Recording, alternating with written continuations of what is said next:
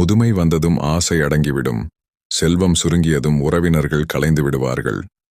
உப்பு சர்க்கரையும் வெள்ளை நிறமே, பாலும் கல்லும் வெள்ளை நிறமே. ஆனால் ஒன்றின் சுவை மற்றொன்று எதிர்மறையானது. முழுமையாக புரிந்து கொள்ளாமல் அனைவரையும் நம்ப வேண்டாம். தானாய் கிடைத்த பொக்கிஷங்களை தொலைத்துவிட்டு குப்பைகளை கிளறி கொண்டிருக்கும் கோமாளிகள் நிறைந்த உலகமடா. பிறரை குறை சொல்வதில் உன் நேரத்தை வீணாக்காதே. இறைவனிடம் சரணடைந்தால் உனது கவலை தீரும்.